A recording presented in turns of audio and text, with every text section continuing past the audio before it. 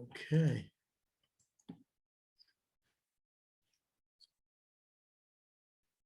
All right, thanks for joining me, everyone. Charles Moskowitz.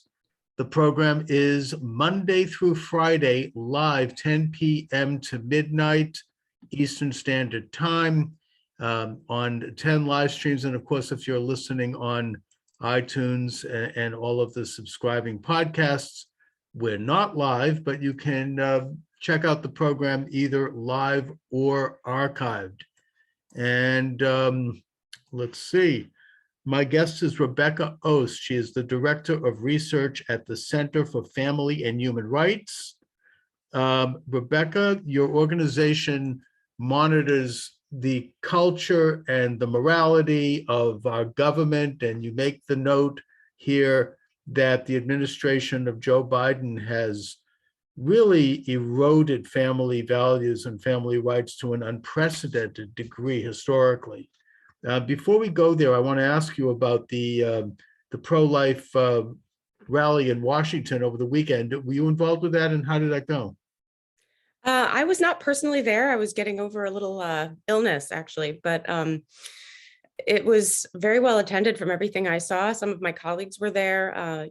Despite the cold temperatures, the sub-zero temperatures in DC every year, rain or shine, snow or anything else, there's always a huge turnout. And of course, the atmosphere this year is particularly hopeful given the pending Supreme Court decision. Indeed. And I think that, by the way, this is a rally that's been held every year. I think going back to Reagan, and it's huge and it gets very little media coverage. However, I believe that President Trump was the first sitting president to attend the rally and to endorse it very publicly. And that, yes, there is a Supreme Court case pending. It is the Texas case.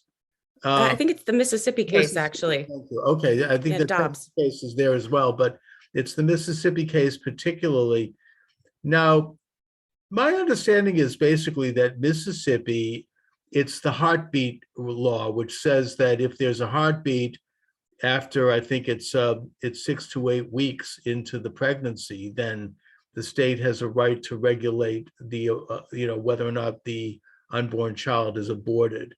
And I believe that actually is completely consistent with Roe versus Wade, which basically views the pregnancy in 3 different trimesters, and that the second trimester, which is 3 months in, the state does have the right to regulate abortion, and it absolutely has a right to ban abortion in the 3rd trimester unless there's an extremely rare circumstance where a woman is going to die unless she has an abortion. Am I right about that? Well, I'm not a lawyer, but from what I understand, the state has an interest, I guess, in the life of the unborn child starting in the 3rd trimester, like you said. In the 2nd trimester, I think the standard was that you're not allowed to put, an undue burden on women seeking an abortion. So you can place restrictions around it that don't constitute an undue burden.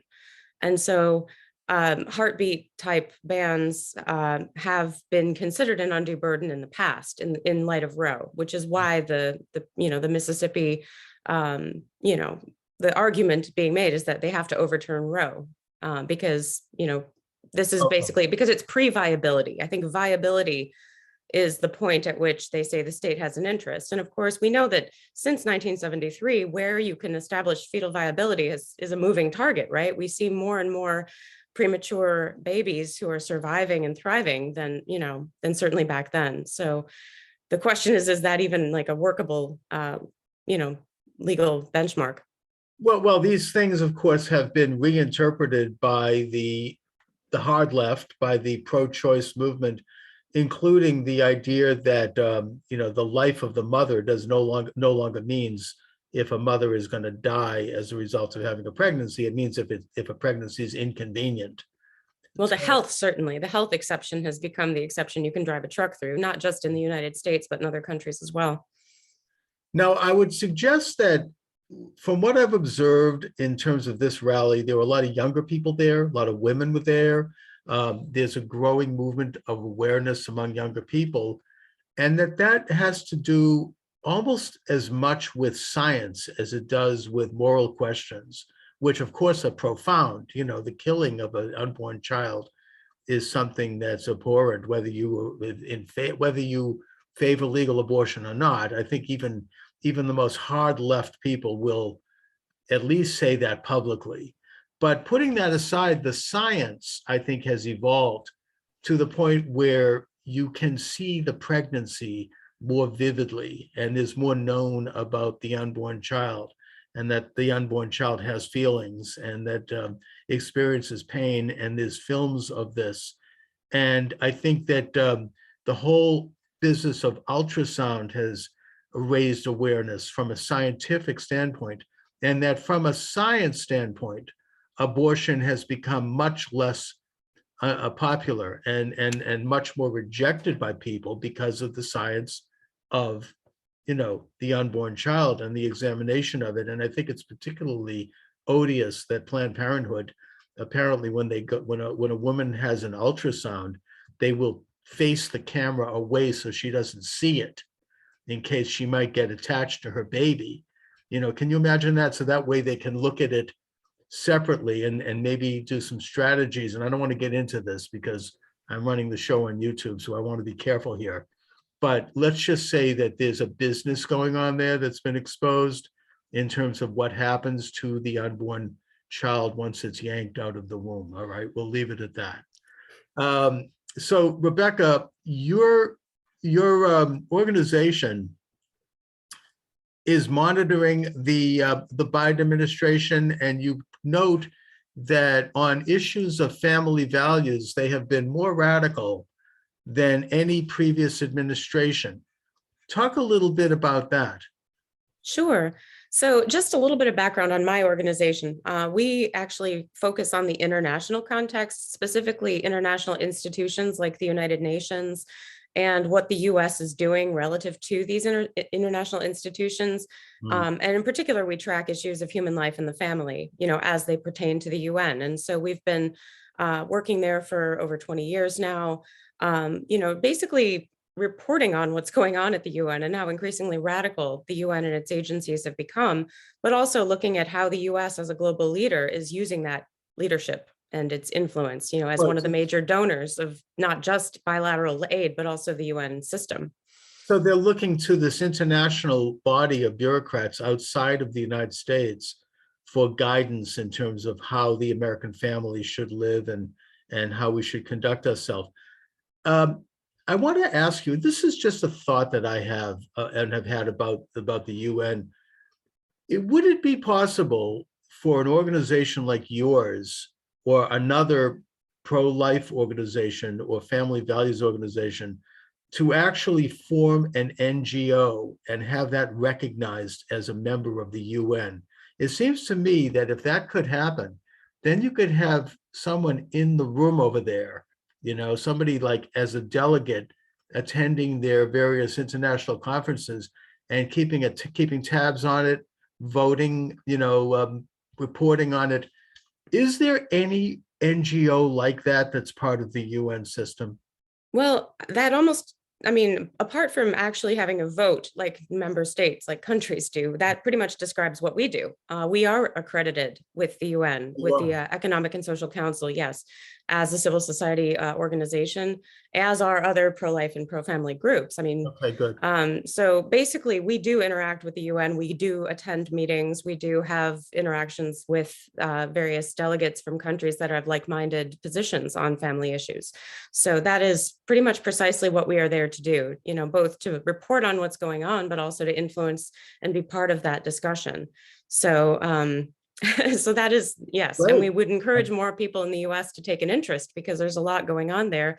And we might think it doesn't affect us directly, but, you know, in many ways, what originates abroad does come back here, you know, and one of the things on the pro-life side is this whole idea of do-it-yourself mail order abortion. This is something that has been really promoted heavily in countries with restrictive laws, particularly in Latin America. The idea that you can just, you know, order the pills from some supplier in the black market and do abortions at home on your own.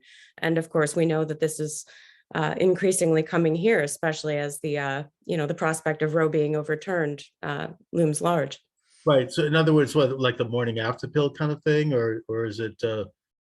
Not the morning after pill. No, there's two drugs called misoprostol and mifepristone that, the combined is what we might know as RU486, or the abortion pill, which basically, causes the death and, basically a miscarriage in the woman. Okay, now there was, I believe, a Supreme Court victory a few years back around the Hobby Lobby, which said that they do not want to fund or finance the issuance of these what they call abortifacients. Same thing with the Catholic Church. It ran against their moral standards, and I think that has been upheld by the Supreme Court.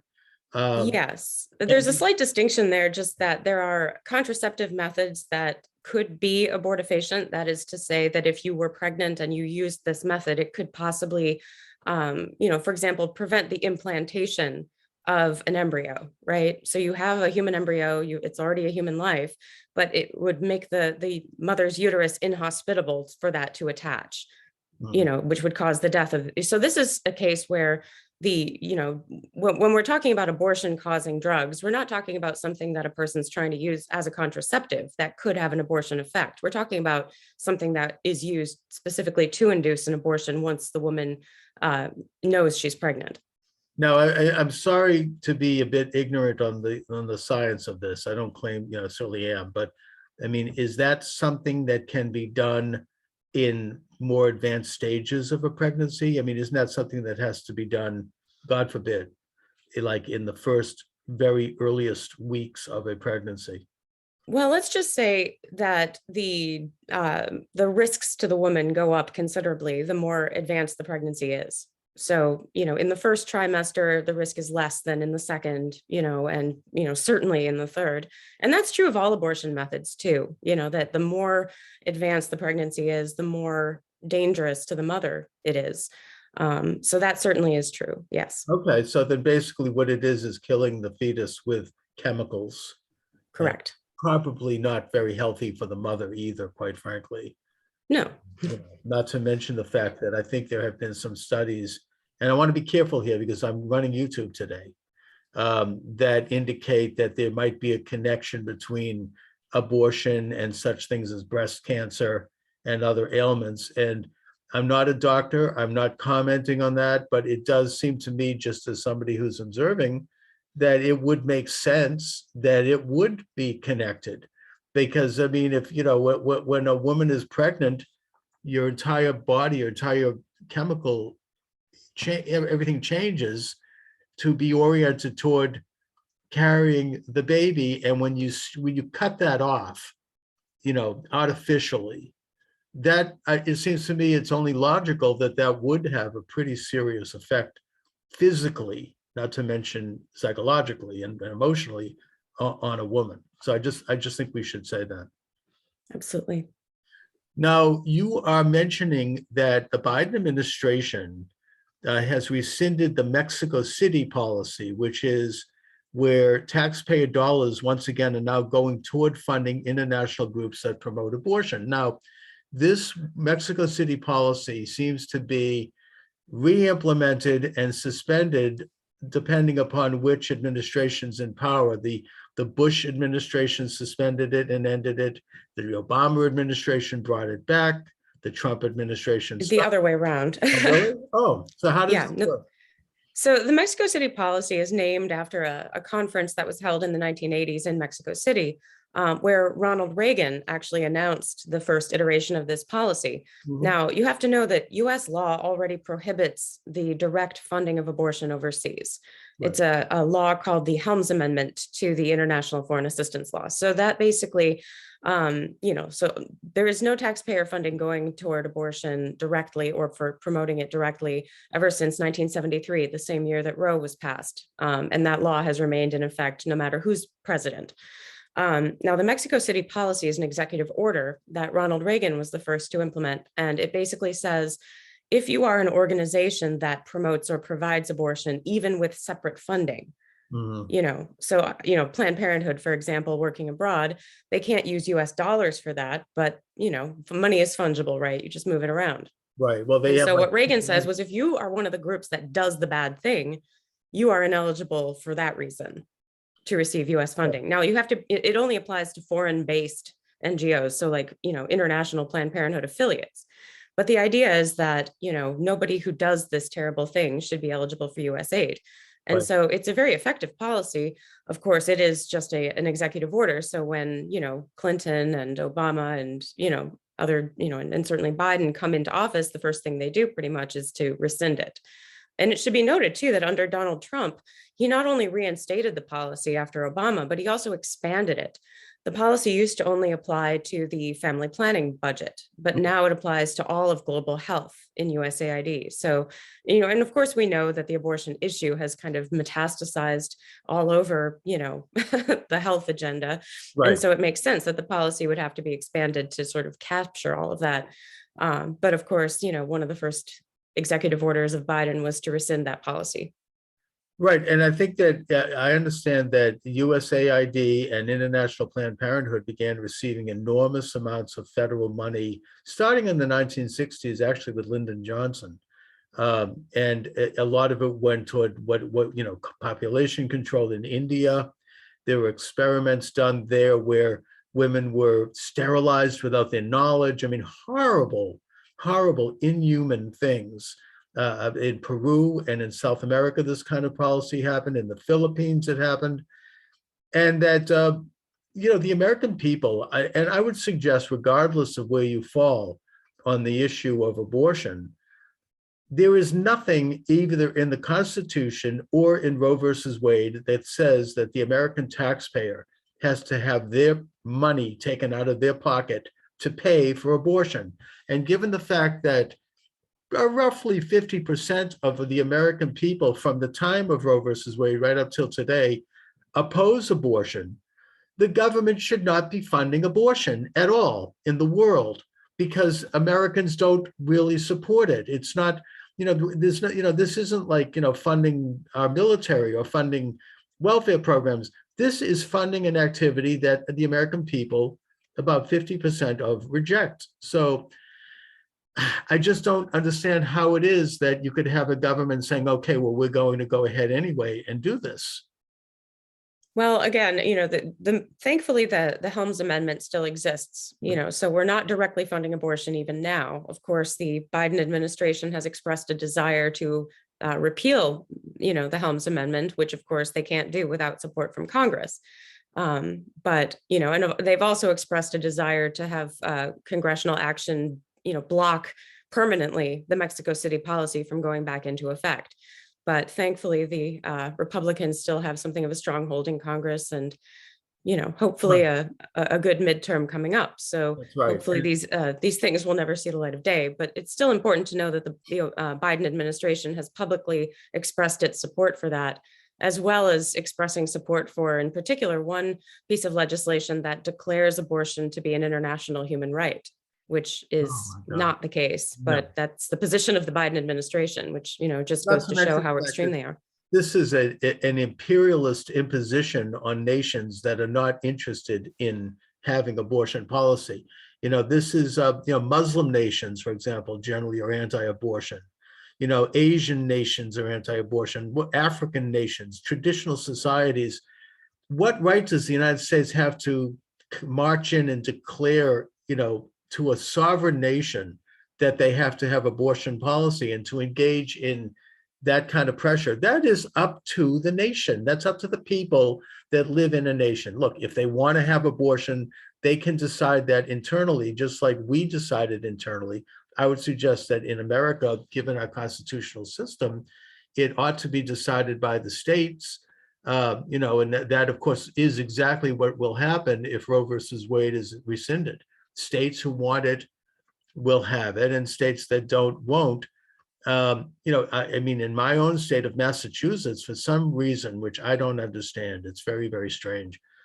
A couple of years ago, they actually expanded abortion to include, the baby the minute it's born. I mean, right up to the point of birth. I mean, I mean, even in some cases after the baby is born. I mean, I don't understand why in our state suddenly they needed to do this. I mean, is it all of a sudden this great need to have that done? I mean, it's really baffling. Yeah, absolutely. I mean, I live in Virginia. As you may recall, our former governor made some comments to that effect as well. Let me just touch on that a little bit. Northam was giving an interview to NPR, two very liberal hosts, where he stated that as a pediatrician, he had performed what I would suggest can only be described as murder by a botched abortion where the baby was born. And he said that he put the baby in a comfortable place to let the baby die after about a half an hour. And the two women who were conducting this interview, both of whom were very liberal and very pro-choice, they were shocked. They were stunned. It's like, this is, it's simply something that, I mean, in a way, I mean, look, most Americans kind of fall in the middle on this issue. They despise abortion, but they understand that it needs to be legal in many cases, at least in the early stages.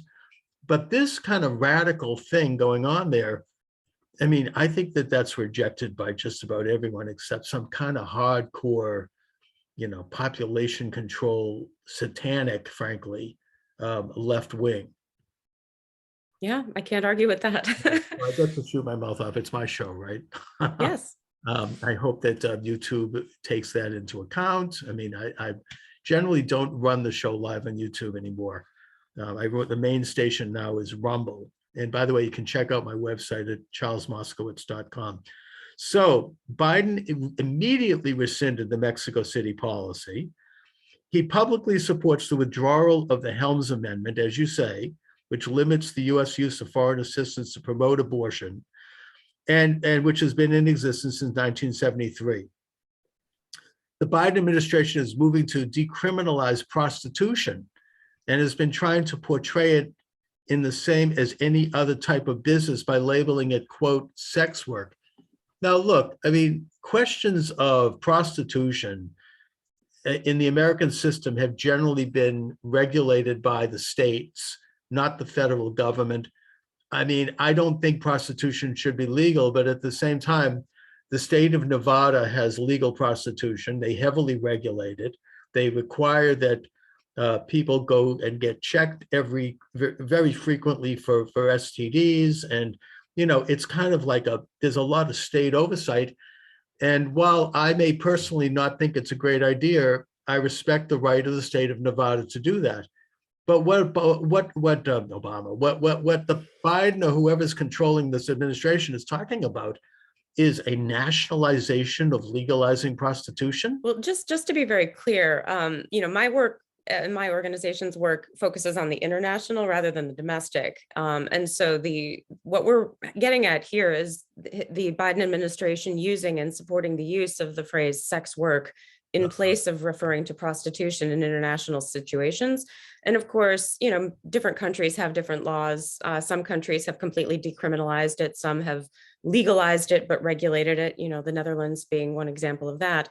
But just the shift in language, signals this support for this international movement toward decriminalization, because basically what this movement is trying to do is just equate it to any other kind of work.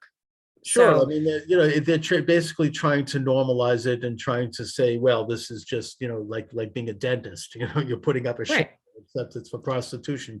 You're selling your body, as if there's no moral component to it. And by the way, again, I want to be careful here, but I believe that I have information indicating that the same thing is happening with pedophilia.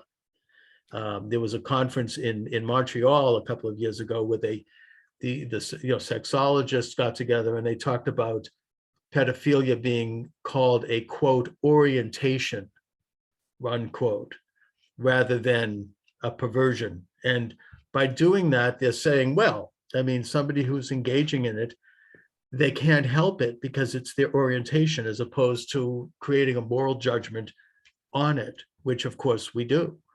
But I think that, quite frankly, and again, I don't want to get in trouble with YouTube here, but I think that frankly, this is something that is coming down the pike in the next maybe 3 to 5 years even.